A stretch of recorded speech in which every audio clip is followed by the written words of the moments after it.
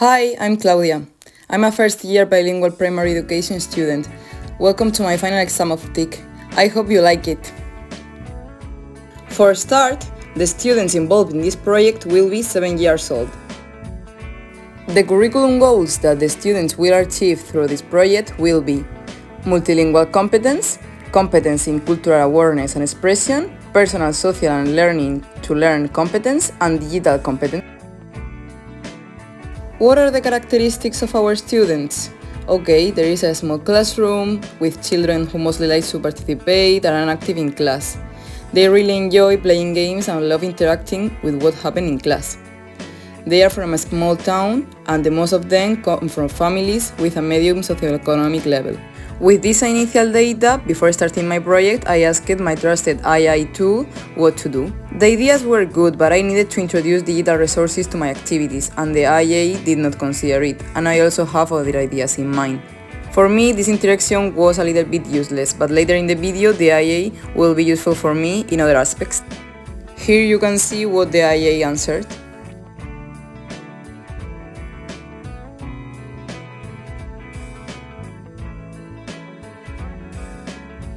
Part 1. The project. With this first activity, the objective is to teach children what each food provides us and how often they should eat certain things. For this activity, we will start reproducing the following explanatory stop-motion video that I designed for the students.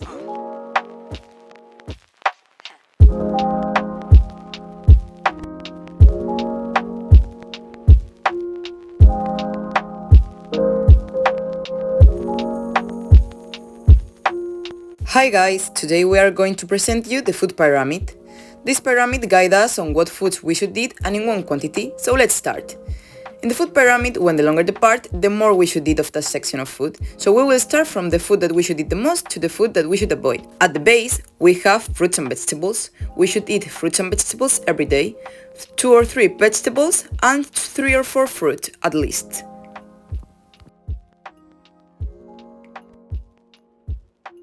Going up with the food pyramid, we continue with carbohydrates, where we can find pasta, rice and bread. We need a lot of this, and this is what gives us the most energy, so 4 servings a day is fine. Then we have the dairy and proteins. Dairy should be eaten 2 or 3 times each day, and proteins 1 or 3 each day. In proteins we include legumes, fish, eggs, and in dairy, milk, yogurt and cheese. Then we have fats like oil or butter, which we must use in very small quantities. At the top of the food pyramid are those products that we should avoid eating, and if we do, should be occasionally. Summarizing, the food pyramid is like a map that if we follow, we will develop healthy. Once they've seen the stop motion, they will play delicious parches. In this, there will be boxes with foods that must be classified according to whether they are carbohydrates, dairy, fats, proteins or foods that we should avoid. And then we'll also have to know how many times a week they should consume it. The rules are simple. The students will be grouped into groups of 4. Only 1 token is used per person and no one can be eaten. The one who reaches the goal first wins. Everyone will have their token drawn first. They will advance according to the numbers marked on the dice, but if they land on a box that has some food, they will have to respond with the classification of the food and how many times it should be taken per week. If he fails, he will go back as far as he advanced in the last roll, and if he succeeds, he will have a double turn and can roll again. What the children have learned from the video will be evaluated with the game, depending on whether or not they respond appropriately to its challenges. Will they know how to label each food where it belongs? Here is the rubric that I will use for the assessment. Why use digital tools? For example, showing a short stop-motion video to the students before proposing a classification activity provides a clear visual introduction to the concepts that will be addressed, allowing students to concretely see the different food groups and the relationship in the food pyramid. This visualization helps contextualize the topic and facilitates understanding of the topics. Additionally, stop-motion videos are visually appealing and stimulating. capturing students' attention and increasing their interest in the subsequent activity. By simplifying complex concepts and making them more accessible, stop-motion animation clarifies the concepts and prepares students for the classification activity.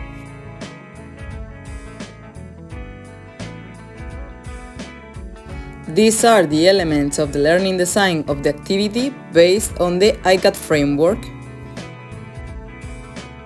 Activity 2. Typical food in different countries with the 3D cube. For start, I will make the students a small introduction of the activity and show them a brief video about food in different countries. Then I will show them photos of the different foods that they discovered in the video, and they will tell me where are they from. First we have the paella, that is from Spain. Then we have fish and chips from UK. Spring roll from Vietnam. Baguette from France. Tacos from Mexico. Bibimbap from Korea. Hot dog from USA. Pad Thai from Thailand. Hot pot from China. Curry from India.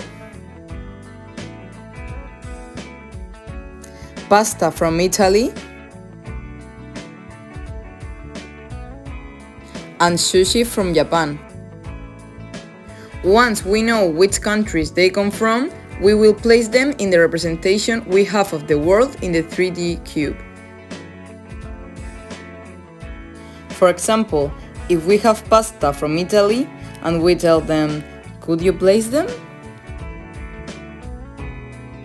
They will have one merged cube and one tablet for each 4 or 5 children, so they will have to collaborate to find the country.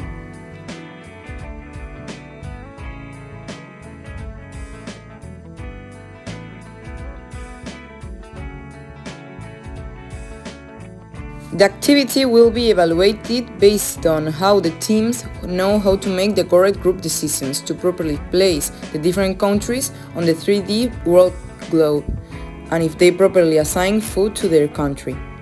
Here is the rubric that we will use for the assessment. Using digital tools like IA-made food pictures and 3D models make learning more fun and easy to understand by showing cool pictures. It also makes learning easier for everyone because teachers can use a lot of different resources and students can see things in 3D. Also, teachers can make lessons fit what students like.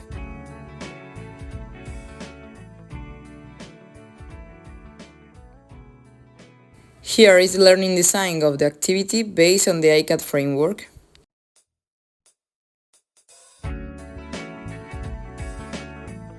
We go with the activity 3, food and plastic. For start, the students will open one brief digital comic that will be in their virtual classroom.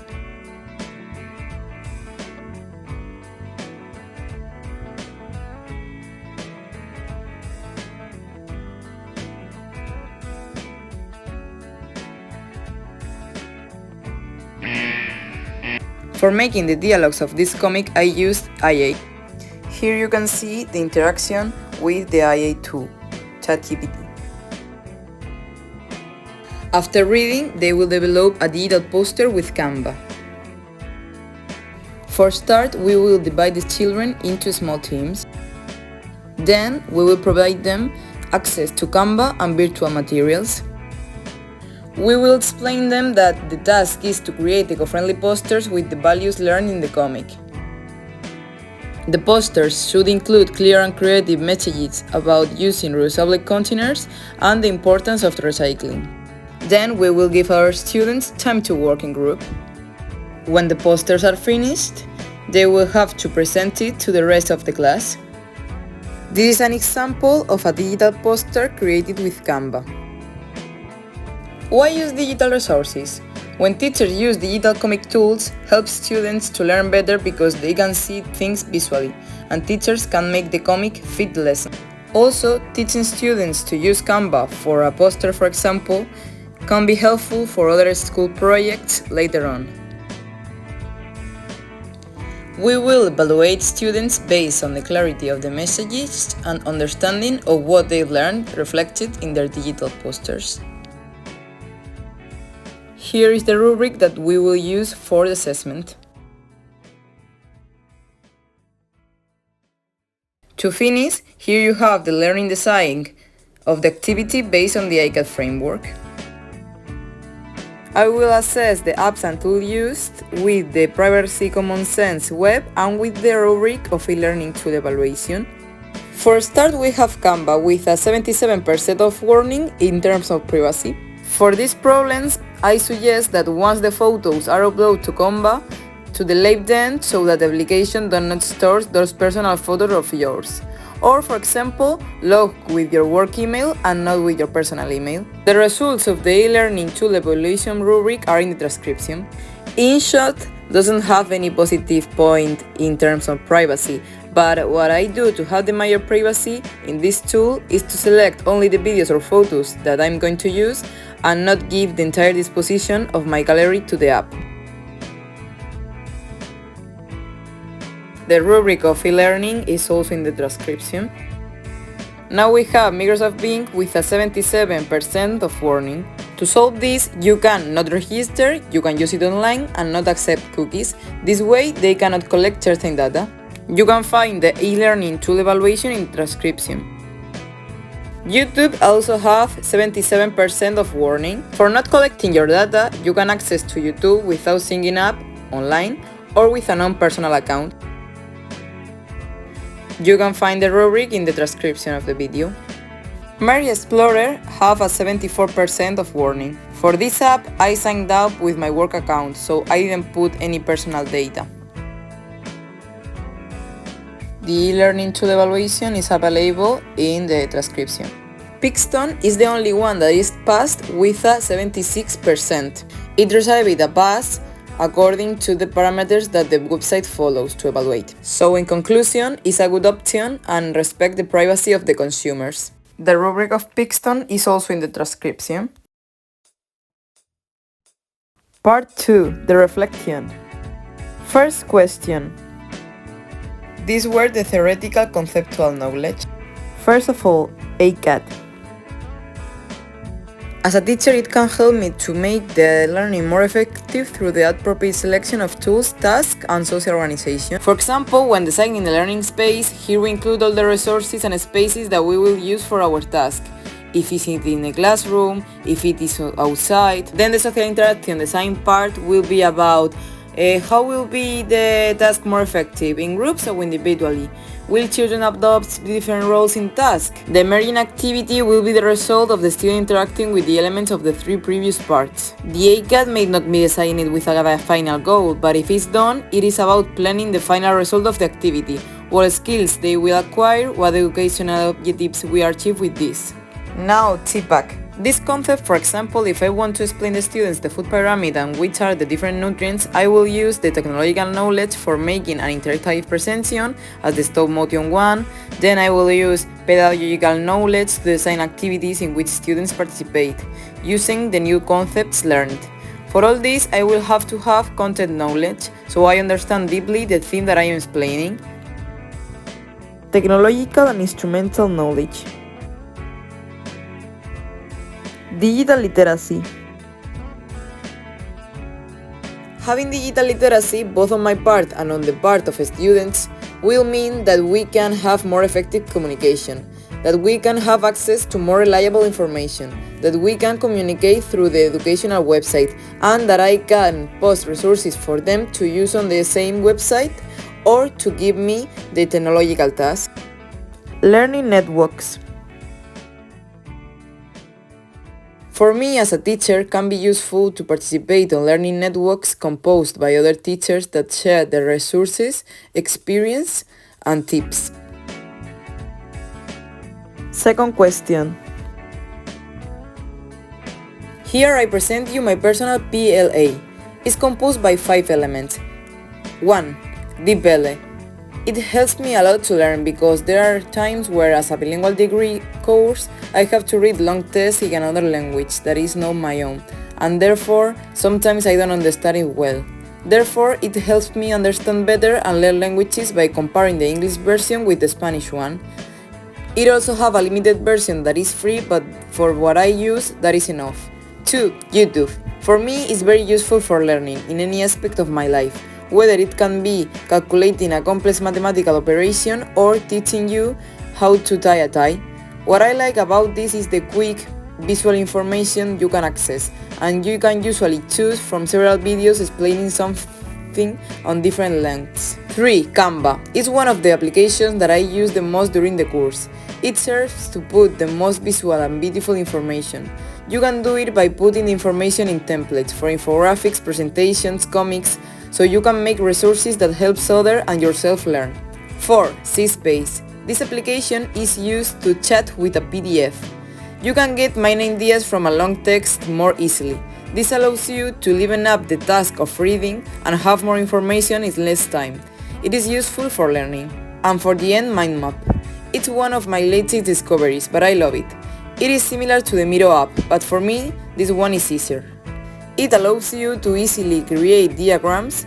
You can use it to study, and you can even include images and change colors. I think that the grade I have earned must be high, taking into account the two parts of the course, the work on the assignments and the exam. I've done all the works to the best of my ability, and I have been checking every week that all the other colleagues were doing it and that is what's appropriate. I think my entire team will agree if I say that I've been one of the most involved members of my team.